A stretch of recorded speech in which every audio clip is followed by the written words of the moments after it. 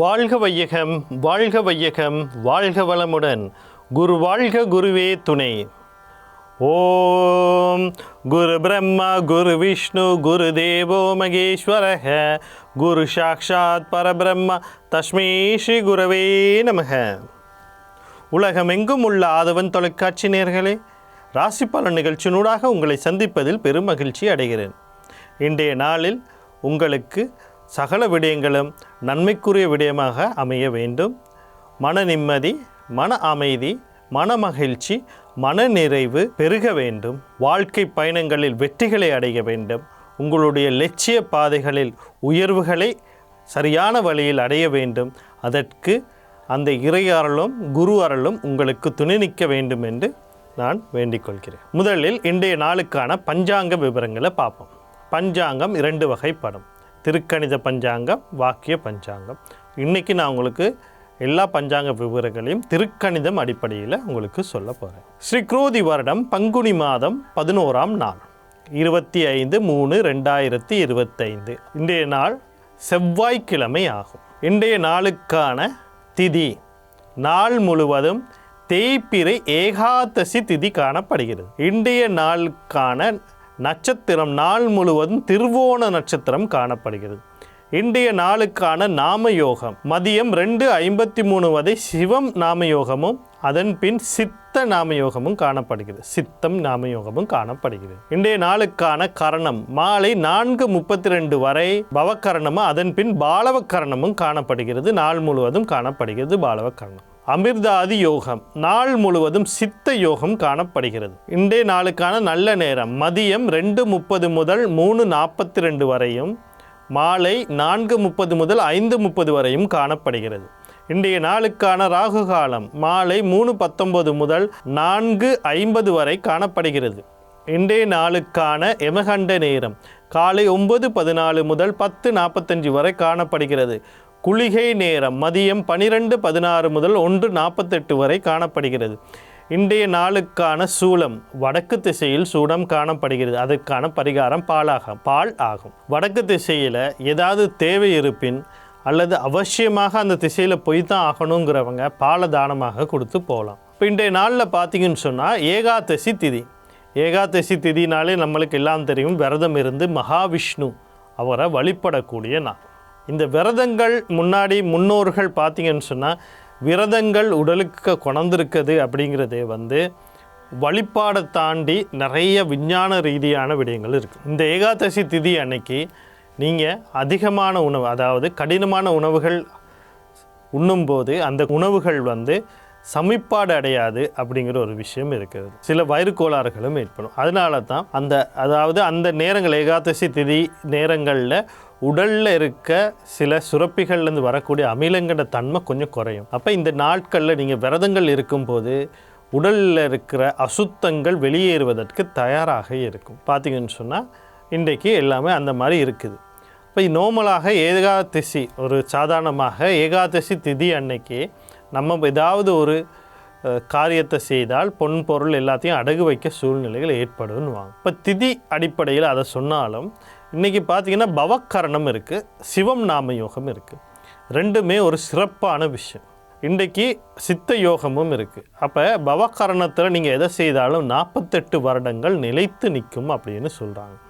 இப்போ வீட்டுக்கு அத்திவாரம் போடுறது, கோயில் திருப்பணிகள் செய்கிறது, அதே மாதிரி கும்பாபிஷேகங்கள் செய்கிறது, யாகங்கள் ஓமங்கள் வளர்க்குறது, கிரிகைகள் செய்கிறது, எந்த ஒரு நிகழ்வு செய்தாலும் அது நீண்ட காலத்துக்கு நிலைச்சிருக்கும். அப்போ எந்த ஒரு நன்மைகரமான விடயங்களையும் இன்று செய்யலாம். பின்பு அதுக்கு பிறகு பாலவக்கரணம் இருக்குது. பாலவக்கரணத்தில் இந்த சண்டை சச்சரவுகளுக்கு தீர்வு காண்ற மாதிரியான விடயங்களில் பேசி முடிவு கொண்டாடலாம். அடுத்து இன்றைய நாளுக்கான ராசி பலனை பார்ப்போம். இந்த பலன்கள் பொது பலனாகும். நீங்கள் கட்டாயம் ராசியை மட்டும் பார்க்காம லக்னத்தையும் பாருங்கள். ராசி லக்னம் அதே மாதிரி மகாதிசை என்னது புத்தியும் தெரிஞ்சுக்கொள்ளுங்க. நான் மட்டும் இல்லை, எந்த ஒரு ஜோதிடர் உங்களுக்கு காலையில் ராசி பலன் நிகழ்ச்சி சொன்னாலும் ராசி லக்னம் தசை புத்தி எல்லாத்தோடு ஒப்பிட்டு பாருங்கள். ஒரு சிலருக்கு ஒரே ராசி ஒரே லக்னம் வந்துடும், ஒரு சிலருக்கு ஒரு ராசி வெவ்வேறு லக்னம் வரும். அப்படி வரும்போது ரெண்டையும் கேளுங்க, கொஞ்சம் பொறுமையாக ரெண்டையும் கேளுங்க. ரெண்டையும் கேட்டு அது ரெண்டையும் ஒப்பிடுங்க. தசா புத்தி சாதகமாக பாதகமாகங்கிறதையும் பார்த்துக்கொள்ளுங்க. அப்படி பார்த்துக்கிட்டிங்கன்னு சொன்னால் இந்த ஒவ்வொரு நாளும் சொல்கிற பலன் உங்களுக்கு என்ன மாதிரி வேலை செய்யுங்கிறது உங்களுக்கு தெளிவாக தெரிஞ்சிடும். இப்போ உங்களுக்கு 100%, 75%, 50%, 25% இல்லை வேலையே செய்யாதா அப்படிங்கிறது எல்லாமே உங்களுக்கு தெரிஞ்சிடும். அப்போ தான் இது வந்து நாங்கள் சொல்கிறது எந்த அளவுக்குன்னு உங்களுக்கு புரியும்.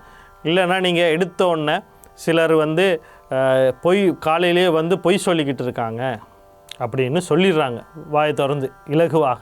ஜோதிடமே பொய் அப்படின்னு சொல்கிறவங்களும் இருக்காங்க. ஜோதிடம் என்றைக்குமே பொய்யாகாது. அது யார் எந்த இடத்துல யார் சொன்னாலுமே அது பொய்யே ஆகாது. அவர்களுடைய கணக்குகளில் சில நேரங்கள் மாற்றங்கள் வரலாம். ஒரு சில நாட்களுக்கு முன்னுக்கு நான் ஒரு பிரபல தொலைக்காட்சி ஒன்றில் ஒரு நிகழ்ச்சி பார்க்கும்போது அந்த இடத்துல வந்து சொல்லப்படுது, ஒரு வைத்தியர் சொல்கிறாரு, நான் 10 பிரசவம் நான் ஒரு நாளைக்கு பார்ப்பேன். அப்போ நான் 10 பிரசவம் பார்த்துட்டு நான் நினச்ச நம்பர் தான் எழுதுவேன். அப்போ நீங்கள் எழுதுறதே பிழை தானே அப்படிங்கிறார். அங்கே ஒரு விஷயம் இருக்குது. அங்கே என்ன அப்படின்னா, ஜோதிட சாஸ்திர விதியின்படி நேரங்களை நம்ம கணிக்க முடியும். ஒரு வினாடிக்கே வந்து எத்தனையோ கிலோமீட்டர் வேகங்கள் போனாலும் குறிப்பிட்ட அளவு நிலைக்குன்னு நம்மளுக்கு இருக்குது. அந்த அளவுகளை வச்சுக்கிட்டு ஒரு ஆணா பெண்ணாங்கிறது ஜோதிட சாஸ்திரத்தில் இந்த நேரத்தில் பிறந்தால் ஆணாக இருக்கணும், இந்த நேரத்தில் பிறந்தால் பெண்ணாக இருக்கணும்னு ஜோதிட விதிகள் சொல்லுது. அப்போ அதை வச்சுக்கிட்டு நம்ம தெளிவாக பார்க்கலாம். ரெண்டாவது, சோலார் சிஸ்டம்ங்கிறது சூரியனை மையமாக கொண்டு இயங்குகிற விஷயங்கள். ஆனால் நம்ம வந்து ஜாதகத்தை கணிக்கும் போது பூமியை மையமாக வச்சு எல்லாத்தையும் பார்ப்போம். ஏன்னா நாங்கள் இங்கே தானே பிறக்கிறோம், அப்போ பூமியை மையாக வச்சு பார்க்குறோம். அப்போ இந்த கேள்வியும் கேட்கப்பட்டது. அப்போ இதுக்கான சரியான விட நாம் வாழும் பூமியில் இருந்து மற்ற கதிர்வீச்சுகள் எங்களுக்கு எப்படி வேலை செய்யுதுங்கிறத தான் நம்ம பார்க்கணும். அதை விட்டுட்டு சயின்ஸ் வந்து அப்படி சொன்னால் சயின்ஸ் அது பொதுவாக சொல்லுது. அப்போ அந்த பொதுவான சொல்கிற விஷயத்தை நம்ம மண்டைக்குள்ளே போட்டுக்கொள்ளக்கூடாது. எது நம்மளுக்கு தேவையோ அந்த விஷயத்தை தெளிவாக புரிஞ்சுக்கிட்டு பேசணும். ஜோதிடத்தை பற்றி பேசுகிற ஒவ்வொருத்தரும் ஜோதிடர் தெளிவாக தெரியாமல் பேசுகிறாங்க. சில வேளை பிழையான ஜோதிடர்கிட்ட நீங்கள் ஏமாந்தும் இருக்கலாம். அப்போ உங்களோட தப்பு ஒரு சரியான ஜோதிடர்கிட்ட போகாமல் இருக்கிறது. அப்போ ஜோதிடர் தெளிவாக சரி செய்யுங்க. இன்றைய ராசி பலனில் மேச ராசி அப்படிங்கிற ஒரு விஷயத்துக்கு இன்றைக்கி வருவமாக இருந்தால் அவங்களுக்கு என்ன பலன் சொல்லுதுன்னா, இன்றைக்கி அவங்களுக்கு ஒரு யோகமான பலன். வருமானங்கள் பெருகும், குடும்ப சொத்துக்கள் அதிகரிக்கும், சேமிப்புகளை பெருக்குவாங்க, உங்களோட வார்த்தைக்கு குடும்பத்தில் மதிப்பு கிடைக்கும், கணவன் மனைவி இடத்துல ஒற்றுமை பெருகும், குடும்பத்தில் மகிழ்ச்சிகள் பெருகும், புது வரவுகள் ஏற்படுத்தக்கூடிய வாய்ப்புகள் இன்று இருக்குது. மேலும் இந்த நிலையை தக்க வைத்துக் கொள்வதற்கும் பெருக்கிக் கொள்வதற்கும் நீங்கள் புத பகவான் வழிபாடு, மகாவிஷ்ணு வழிபாடு, சிவபெருமான் வழிபாடு, தர்மசாஸ்தா வழிபாடு, சனி பகவான் வழிபாடு, இவங்களோட குலதெய்வ வழிபாடு, கர்ணநாதன் வழிபாடு, யோகாதிபதி வழிபாடுகளையும் செய்து கொள்ளுங்கள். அடுத்து ரிஷபராசி நேயர்களே, நீங்கள் மௌன விரதம் இருந்துருங்க, சிறப்பாக இருக்கும். ஏன்னா நீங்கள் உங்களையே இன்றைக்கி போட்டு குழப்பிக்கொள்வீங்க. நான் இதை செய்வோமா அதை செய்வோமா, ஏன் இது எங்களுக்கு நடக்கலை, ஏன் இந்த மாதிரி பிரச்சனை நம்மளுக்கு வருது, மற்றவன் அப்படி இருக்கான் இவன் இப்படி இருப்பான். அப்போ மனசை அலமோதிக்கொள்ளக்கூடிய நாள், ஏன் ஆசை நிறைவேறலைன்ற சொல்கிற நாள். இதில் வேறு மூத்த சகோதரிகள் என்ன பண்ணுவாங்க, நீ என்ன இப்படி இருக்கிற, ஒழுங்காக படிக்கிற இல்லைன்னுவாங்க. படிக்கிற காலத்தில் படித்து முடிச்சுட்டு கொஞ்ச நாள் வீட்டில் இருந்தால் வேலைக்கு போகாமல் தண்டச்சோராக இருக்கேன்னுவாங்க. இப்படியே வேலைக்கு போனாலும் வீட்டுக்கு 1 ரூபா காசு கொடுக்குறியான்னு கேட்பாங்க. இப்படி எல்லாம் கேட்குறவங்க கேட்பாங்க. அதனால இன்றைக்கி நீங்கள் வந்து குழம்பக்கூடிய நாள். முடிவுகளை எடுக்காதீங்க, அமைதியாக இருங்க. அப்படி அமைதியாக பொறுமையாக கடைப்பிடிக்க வேண்டிய நாள். பொறுமை அப்படின்னு மனசுக்குள்ளேயே சொல்லிக்கிட்டு இருங்க. அப்போ இன்றைய நாளில் வரக்கூடிய சகல விஷயம் நன்மையாக இருக்கிறதுக்கு முதல்ல உங்களுடைய லக்னம் அல்லது ராசி அதிபதின்ற பலம் தேவை. அப்போ சுக்கிர பகவானை வணங்கி கொள்ளுங்க, அவருடைய அதிபதி மகாலட்சுமியும் வணங்கி கொள்ளுங்க. அதோட குலதெய்வ வழிபாடு, கர்ணநாதன் வழிபாடு, யோகாதிபதி வழிபாடுகளையும் செய்து கொள்ளுங்க. இன்றைய நாள் உங்களுக்கு ஒரு சிறப்பான நாளாக அமையும். அடுத்து மிதுன ராசி நேயர்களே, இன்றைய நாளில் பார்த்தீங்கன்னா நீங்கள் செய்ய வேண்டியது செலவுகளை எப்படி கட்டுப்படுத்துறதுன்னு ஒரு பட்டியல் இருக்கணும். மிதுனம்னாலே புதன் வந்துடுறாரு. அவங்களுக்கு வந்து யோசனை திறவும் கணக்காற்றல் திறவும் அதிகமாக இருக்கும். செலவுகள் செய்கிறதுக்கு முன்னாடி 1000 தடவை யோசித்து அந்த செலவுகளை செஞ்சிட்டிங்கன்னா இன்றைக்கி நல்லது. இல்லைன்னா செலவு விரயமாகிடும். செலவு பண்ண தான் வேணும், செலவு பண்ணால் தான் எல்லா விஷயமும் இல்லைங்க உலகத்தில் கிடைக்கும். அப்போ அப்படி கிடைக்கக்கூடிய விஷயங்களில் எங்களோட தேவை என்ன, உபயோகம் என்ன, நன்மை என்னன்னு தெரிஞ்சு நீங்கள் செலவு பண்ணால் தான் அதில் வெற்றி கிடைக்கும். இல்லைன்னா அது செலவு விரயமாக தான் போகும். அப்போ விரயங்களை கருது பண்ணுங்கள். அதே மாதிரி ஒரு சிலருக்கு இன்றைக்கி தூக்கம் அப்படிங்கிற ஒரு விஷயத்தில் பாதிப்புகள் வரலாம். வெளிநாட்டு தொடர்புகள் மூடிய வியாபாரம் செய்வர்களுக்கு ஒரு சிலருக்கு வரலாம், சில தடங்கள் வரலாம். அந்த விஷயங்களை கொஞ்சம் கவனமாக இருங்க. இப்போ இந்த நாளில் வரக்கூடிய சகல விஷயத்தையும் உங்களுக்குரிய நாளாக மாற்றி அமைத்து கொள்வதுக்கு நீங்கள் முதல்ல சிவபெருமான் வழிபாடு, சனி பகவான் வழிபாடு, தர்மசாஸ்தா ஐயப்பன் வழிபாடு, குலதெய்வ வழிபாடு, கருணாநாத வழிபாடு, யோகாதிபதி வழிபாடுகளையும் செய்து கொள்ளுங்கள். அடுத்து கடகராசி நேயர்களே, இன்றைய நாள் உங்களுக்கு எப்படி இருக்குன்னா, நீங்கள் கவனம் செலுத்த வேண்டிய அக்கா அண்ணன் சம்மந்தப்பட்ட விஷயங்களை கொஞ்சம் அவதானம் செலுத்தும். அதே மாதிரி உங்களுடைய எதிர்பார்ப்புகள், ஏதாவது வருமானத்தை எதிர்பார்த்து இருந்தால் லாபம், கமிஷன், இன்சென்டிவ், மேலதிக கொடுப்பனவுகள், போனஸ், இப்படி ஏதாவது ஒன்று எதிர்பார்த்துருந்தால் அந்த எதிர்பார்ப்புகளை சில மாற்றங்கள் வரலாம், குறைவுகள் வரலாம், இல்லை கொஞ்சம் தள்ளி கூட போகலாம். அதனால் பொறுமையை கடைப்பிடிங்க. உங்கள் ஆசைகள் அதுகளை போய்ட்டு உங்கள் தந்தையினுடைய மேலே போட்டு அல்லது அவருக்கு ப்ரெஷரை கொடுத்து அவருக்கு ப்ரெஷரை ஏற்றி நோய் வாய்ப்புகளை உருவாக்கிறாதீங்க. அதனால் அமைதியாக இருங்க. இன்றைக்கி பொறுமையாக இருங்க. நீங்களும் பொறுமையாக இருக்க வேண்டிய நாளாக இருக்குது. அப்போ கடகராசி நேயர்களே, நீங்கள் இன்றைக்கி உங்களுக்கு நன்மை நடக்கிறதுக்கு நீங்கள் சிவபெருமான் வழிபாடு, சூரிய பகவான் வழிபாடு, சனி பகவான் வழிபாடு, குலதெய்வ வழிபாடு, கருணாநாத வழிபாடு, யோகாதிபதி வழிபாடுகளை செய்து கொள்ளுங்கள். அடுத்து சிம்ம ராசி நேயர்களே, இன்றைய நாள் உங்களுக்கு எப்படி இருக்குன்னு பார்த்தா உங்களுக்கு யோகமான நாள்.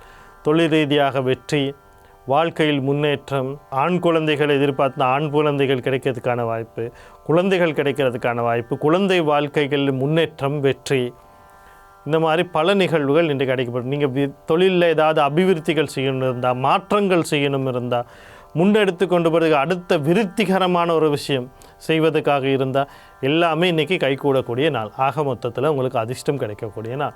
இந்த அதிர்ஷ்டத்தை மேலும் பெருக்கிக் கொள்ள சிவபெருமான் வழிபாடு, தர்மசாஸ்தா வழிபாடு, சனி பகவான் வழிபாடு, ஆஞ்சநேயர் வழிபாடு, கருணநாதன் வழிபாடு, யோகாதிபதி குலதெய்வ வழிபாடுகளை செய்து கொள்ளுங்கள்.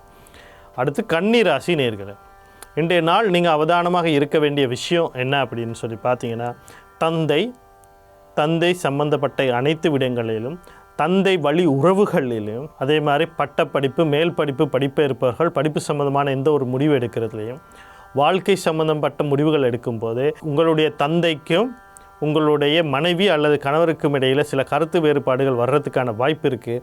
அப்போ அதுகளை கொஞ்சம் பொறுமையாக கையாளுறதுக்கான வேலைகளை பாருங்கள். அவங்களோட விஷயத்தில் கொஞ்சம் கவனம் செலுத்துங்க. அப்போ இந்த நாளில் வரக்கூடிய சகல விஷயத்தையும் உங்களுக்கு மாற்றி அமைத்துக்கொள்ள நீங்கள் இன்றைக்கி செய்ய வேண்டியது ஆஞ்சநேயர் வழிபாடு, சூரிய பகவான் வழிபாடு, மகாலட்சுமி வழிபாடு, அவங்களோட குலதெய்வ வழிபாடு, கருணாநாதன் வழிபாடு, யோகாதிபதி வழிபாடுகளையும் செய்து கொள்ளு. அடுத்து துலா ராசி நேயர்களே, இன்றைய நாள் உங்களுக்கு ஒரு சிறப்பான நாளாக இருக்கிறது. யோகங்கள், அதிர்ஷ்டங்கள் பெறக்கூடிய நாள், தொழிலில் முன்னேற்றம், கடன்களை கொடுத்து தீர்க்கக்கூடிய நாள், நோயிலிருந்து விடுபடக்கூடிய நாள், ஏதாவது பெரிய ஒரு அறுவை சிகிச்சை அப்படின்னு கூட இருந்தால் கூட அதிலிருந்து சிறப்பாக உங்களுக்கு சுகமடையக்கூடிய நாள், அந்த அறுவை சிகிச்சையும் வெற்றி அடையக்கூடிய நாள், எதிரிகளை இனங்காணக்கூடிய நாள், எதிரிகளை வெல்லக்கூடிய நாளாக இன்றைய நாள் இருக்கிறது. ஆக மொத்தத்தில் இன்றைக்கி அதிர்ஷ்டங்கள் பெறக்கூடிய நாளாக இருக்கிறது. இந்த மகிழ்ச்சியும் ஆசிரியம் தக்க வைத்துக்கொள்ள நீங்கள் ஆஞ்சநேயர் வழிபாடு, குலதெய்வ வழிபாடு, கருணாநாத வழிபாடு, யோகாதிபதி வழிபாடுகளையும் செய்து கொள்ளுங்கள். அடுத்து விருச்சிக ராசி நேயர்களே, நீங்கள் கவனமாக இருக்க வேண்டியது கணவன் மனைவி இடத்திலே திருமணம் சம்பந்தமான பேச்சுவார்த்தைகள் நடக்கிற நேரத்தில் அதில் கொஞ்சம் பொறுமையாக நசர்னியாக அந்த பேச்சுவார்த்தைகளை கவனம் செலுத்துங்க. நண்பர்கள், கூட பணி செய்கிறவர்கள், தொழில் பார்ட்னர்ஸ் சம்மந்தப்பட்ட விடயங்களில், உறவுகள் அவங்க விடயத்தில், அடுத்தது இரண்டாவது குழந்தை சம்மந்தப்பட்ட விடயத்திலையும் இன்றைக்கி கொஞ்சம் அவதானமாக இருக்கணும். நீங்கள் இன்றைய நாளில் வரக்கூடிய சகல விஷயத்தை நன்மையாக மாற்றி அமைத்துக்கொள்ள நீங்கள் மகாலட்சுமி வழிபாடு, அவங்களோட குலதெய்வ வழிபாடு, கருணாநாத வழிபாடு, யோகாதிபதி வழிபாடுகளையும் செய்து கொள்ளுங்கள்.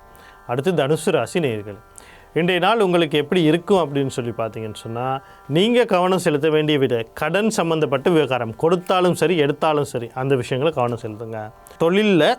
தொழில் செய்கிற இடத்துல தொழில் சம்மந்தப்பட்ட விஷயங்கள் உங்கள் கூட வேலை செய்கிறவங்க அல்லது உங்களுடைய பங்குதாரர் விஷயம், உடல் ரீதியாக வரக்கூடிய நோய்கள் சம்மந்தப்பட்ட விஷயத்தில், எதிரிகள் சம்மந்தப்பட்ட விஷயத்துலையும் கொஞ்சம் அவதானமாக இருக்கணும். இந்த விஷயங்களை என்ன செய்கிறது, வீட்டில் கொண்டு போய் மனைவி மண்டையில் இறக்குறது, கணவன் மண்டையில் இறக்குறது, இல்லைனா தாய்க்கு போட்டு இதனால் இங்கே இறக்கி விடுறது, அவங்களுக்கு நோய்கள் வர்றது, இல்லைனா இதில் ஏற்படக்கூடிய தாக்கத்தை அங்கே கொண்டு போய்ட்டு எதிர்மறையாக அவங்களோட கொடுக்கும்போது அவங்களோட சண்டை சச்சரவுகள் வர்றது. அப்போ இந்த விஷயங்களை பக்குவமாக நீங்கள் பகிரணும் தவிர உங்களோட விஷயத்தை அவங்களோட ஷேர் பண்ணிக்கொள்ளணும். அப்படின்னா அவங்களுக்கு கூட நீங்கள் பகிருங்க, இந்த மாதிரி இப்படி இருக்குது, என்ன செய்கிறேன்னு தெரியல, ஏதாவது உங்களுக்கு ஒரு இது இருந்தால் கொடுங்க, ஆலோசனை இருந்தால் கொடுங்க அப்படிங்கிற மாதிரி கேட்டு அந்த மாதிரி பண்ணணும், தவிர போயிட்டு ப்ரெஷராக இறக்கிடக்கூடாது. அப்போ இந்த நாளில் வரக்கூடிய சகல விஷயத்தையும் உங்களுக்கு நன்மையை மாற்றிக்கொள்ள பெண் தெய்வங்கள்னு சொல்லப்படுற துர்க்கை, மாரியம்மன், கருமாரியம்மன் தெய்வங்களோட வழிபாடு, அதோட பராசக்தி, ஆதிபராசக்தி கவசம் பாராயணம் செய்து இல்லாட்டி கேட்குறது, குலதெய்வ வழிபாடு, கருணநாதன் வழிபாடு, யோகாதிபதி வழிபாடுகளையும் இன்று செய்து கொள்ளுங்கள். அடுத்து மகர ராசி நேயர்களே, இன்றைய நாள் உங்களுக்கு ஒரு யோகமான நாள். குழந்தைகள் நீண்ட நாளாக குழந்தைகளுக்கு முயற்சி செய்து கொண்டிருப்பார்கள், அந்த குழந்தை கிடைக்கக்கூடிய நாளாக இருக்கிறது. ஏதாவது தொழில் செய்வோமா, ஏதாவது முயற்சிகள் செய்வோமா அப்படின்னு ஏதோ ஒரு விஷயத்துக்கு நீங்கள் இப்போ கையாண்டுக்கிறீங்க. பூர்வீக சொத்து இருக்குது, ஒரு காணி ஊரில் இருக்குது, அதை விற்று போடுவோம், வாடகைக்கு கொடுப்போம், குத்தகைக்கு கொடுப்போம் அப்படின்னு நினச்சிக்கிருந்தால் அதுக்கான வாய்ப்பு கிடைக்கக்கூடிய நாள். கைவிட்டு போன சொத்துக்கள் கூட உங்களுக்கு வந்து சேரக்கூடிய நாள். அதே மாதிரி காதல் விவகாரங்கள் கைகூடக்கூடிய நாள், மகிழ்ச்சிகள் பெறக்கூடிய நாள். இப்போ ஆகமொத்தத்தில் இன்றைய நாள் உங்களுக்கு மகிழ்ச்சியும் ஆனந்தமும் மன நிம்மதியும் தரக்கூடிய நாளாக இருக்கிறது. மேலும் இந்த நாளில் இருக்க விஷயத்தை பெருக்கிக் கொள்வதற்கு நீங்கள் செவ்வாய் பகவான் வழிபாடு, முருகப்பெருமான் வழிபாடு, குலதெய்வ வழிபாடு, கண்ணனார் வழிபாடு, யோகாதிபதி வழிபாடுகளையும் செய்து கொள்ளுங்கள். அடுத்து கும்ப ராசி நேயர்கள், இன்றைய நாள் உங்களுக்கு எப்படி இருக்குது அப்படின்னு சொல்லி பார்த்தா, நீங்கள் கவனம் செலுத்த வேண்டிய விஷயம் முக்கியமாக கணவன் மனைவி இடத்துலையே கருத்து வேறுபாடுகள், ஒற்றுமையின்மைகள் இதுகள் வரும். அப்போ நீங்கள் அதுகளை அனுசரித்து போகணும். தாய் சம்மந்தப்பட்ட விஷயத்தில் கொஞ்சம் அவதானமாக இருக்கணும். தாய் வழி உறவுகள் சம்மந்தப்பட்ட விஷயம், தாய் சம்மந்தப்பட்ட எந்த ஒரு விஷயத்துலையும் கொஞ்சம் நிதானத்தையும் அவதானத்தையும் கடைப்பிடிங்க. சொத்துக்கள் சம்மந்தப்பட்ட விஷயத்துலையும் சில வாக்குவாதங்கள் உங்களுக்கு வரலாம். அப்போ சொத்து விஷயத்துலேயும் கொஞ்சம் அமைதியும் பொறுமையும் கடைப்பிடிக்கிறது நல்லது. எந்த ஒரு முடிவையும் எடுக்காதீங்க. இப்போ இந்த நாளில் வரக்கூடிய சகல விஷயத்துலையும் உங்களுக்கு நன்மையாக மாற்றி அமைத்துக்கொள்ள பெண் தெய்வம்னு சொல்லப்படுற துர்க்கை, மாரியம்மன், கருமாரியம்மன், முத்துமாரியம்மன் வழிபாடு, ஆதிபராசக்தி கவசம் பாராயணம் அல்லது கேட்குறது, பாராயணத்தை கேட்குறது, குலதெய்வ வழிபாடு, கருணாநாதன் வழிபாடு, யோகாதிபதி வழிபாடுகள் செய்து கொள்ளுங்கள். அடுத்து மீன ராசி நேயர்களே, இன்றைய நாள் உங்களுக்கு எப்படி இருக்குதுன்னு சொன்னால், உங்களோட முயற்சிகளில் சில தடங்கள் வரலாம். அந்த விஷயத்தில் கொஞ்சம் கவனமாக இருங்க. பயணங்கள் போகிறதுக்கு முன்னாடி ஒரு தடவைக்கு 2 தடவை ஆலோசனை பண்ணுங்கள். அதே நேரத்தில் அந்த ஒருத்தரை பார்க்க போகிறீங்கன்னா போகிறதுக்கு முன்னாடி ஒரு தொலைபேசி அழைப்பு ஏற்படுத்தி ஒரு காலில் கேளுங்க. வந்தால் அவரை சந்திக்க முடியுமா, வீட்டில் தான் இருக்கிறாரா, ஏதாவது அவருக்கு எமர்ஜென்சி இருக்குதா, அப்போ எல்லா விஷயத்தையும் சரிவர தெரிஞ்சுக்கிட்டு போங்க. அப்போ இல்லைனா வீண் அலைச்சல்கள் வரும். தம்பி தங்கச்சி இடையிலே சில வாக்குவாதங்கள் வரலாம். அவர்கள் சம்மந்தப்பட்ட ஏதாவது ஒரு விடயத்தில் நீங்கள் முயற்சி பண்ணிக்கிட்டு இருந்தால் அங்கேயும் ஒரு சில தடங்கள் வரலாம். இதுகளை மாற்றி அமைத்து உங்களுக்குரிய நாளாக மாற்றி அமைத்து கொள்வதற்கு நீங்கள் செவ்வாய் பகவான் வழிபாடு, முருகப்பெருமான் வழிபாடு, அடுத்தது உங்களுடைய லக்னாதிபதி அல்லது ராசியாதிபதினு சொல்லப்பட்ட குரு பகவான் வழிபாடு, அவரின் அதிபதினு சொல்லக்கூடிய தட்சிணாமூர்த்தி வழிபாடுகள் செய்வதோட குலதெய்வ வழிபாடு, கருணாநாதன் வழிபாடு, யோகாதிபதி வழிபாடுகளையும் செய்து கொள்ளுங்கள். அடுத்து இன்றைய நாளுக்கான நற்சிந்தனை. உங்களுக்கு எல்லாருக்கும் தெரியும், இந்து மதம் அப்படின்னு நம்ம சொல்கிறோம். அந்த இந்து மதத்தினுடைய பேர் அனைத்து மற்ற மதங்கள் வந்தபோது அதுகளுக்கு ஒரு பேர் இருந்தது. பௌத்த மதம், கிறிஸ்துவ மதம், சமண மதம், இஸ்லாமிய மதம் அப்படின்னு பேர்கள் வந்துச்சு. அப்போ பேர்கள் வந்தபோது எங்களுடைய தர்மத்திற்கு ஒரு பேரை தேடினாங்க. அப்போ தான் அந்த இந்து அப்படின்ற ஒரு தர்மம் வச்சாங்க. அதுக்கு பல கருத்து இருக்குது. சிந்துவெளி நாகரிகம்தான் தொடக்கம் அப்படிங்கிற ஒரு விதத்தில் சிந்துங்கிறது இந்துவாக மாறினதாக சொல்கிறாங்க. அல்லது மலைத்தொடர்களுக்கு ஊடாக இவர்கள் உள்நோக்கி வந்தது, பயணப்பட்டது அப்படிங்கிறதுலையும் சிந்துங்கிற ஒரு விஷயம் சொல்லப்படுது. ஏதோ விதத்தில் இந்துன்ற பேர் எங்களுக்கு பிணைக்கப்பட்ட பேராக இருக்குது. எங்களுடைய மத வழிபாடுகள் ஒரு தர்ம ரீதியான வழிபாடாக இருந்துச்சு. அதுக்கு வைத்த பேர் தான் சனாதன தர்மம் அப்படின்ற ஒரு பேர் வச்சாங்க. அந்த சனாதன தர்மத்தில் 5 வகை கடமைகள் அப்படின்னு சொல்லப்பட்டிருக்கு. அதில் முதலாவது கடமை தேவ யக்ஞம் அப்படின்னு சொல்லப்பட்டிருக்கு. அந்த தேவ யக்ஞம்னா என்ன அப்படின்னு சொல்லி பார்த்தீங்கன்னு சொன்னால், மந்திரங்கள், பூஜைகள், புனஸ்காரங்கள், கிரிகைகள், யாகங்கள், யோகங்கள், பாராயணம் செய்கிறது, மந்திர உபதேசங்கள் கேட்குறது, இது மூலியமாக தேவர்கள் அப்படின்னு சொல்லப்படுற இறைநிலைக்கு ஒரு அடுத்த நிலையில் இருக்கக்கூடியவர்களுடைய அவர்களுடைய மனதை மகிழ்விக்கணும். ஏன் மகிழ்விக்கணும்? இந்த பஞ்சபூதங்கள் இயற்கையின் சக்திகள் நவக்கிரகத்துக்கு அதிபதியாக அவங்க இருக்கிறாங்க. நீர், நெருப்பு, காற்று, நிலம் எல்லாத்துக்கும் உள்ளே இருக்கிறது விண்சக்திங்கிற இறைத்துகள்கள் இருக்குது. அது இறைவனாக இருக்கார். அப்போ இந்த இதுக்கெல்லாம் அதிபதி. நவக்கிரகங்கள் நம்மளுக்கு பல விஷயங்களை செய்யுது. நவக்கிரகங்களோட கதிர்வீச்சு நம்மளுடைய மூல வளர்ச்சியிலிருந்து நம்மளுடைய தோல் வளர்ச்சி, அகத் வளர்ச்சி, நம்மளுடைய செயற்பாடு, உயிர் வளர்ச்சி, சகல விஷயத்தையும் இந்த நவக்கிரகங்கள் நம்மளுக்கு கொடுக்குது. அப்படி இருக்கும்போது இவங்களை எல்லாத்தையும் மகிழ்விக்கணும். அப்போ நம்ம என்ன பண்ணணும்? மந்திரங்கள், ஜெபங்கள், யாகங்கள், பூஜைகள், ஓமங்கள், கிரிகைகள், இந்த மாதிரி விடயங்களை செய்கிறது மூலியமாக அவங்கள மகிழ்விக்க வேண்டும். அப்படிங்கிறது நம்மளுடைய தர்மம் எங்களுக்கு கூறுது.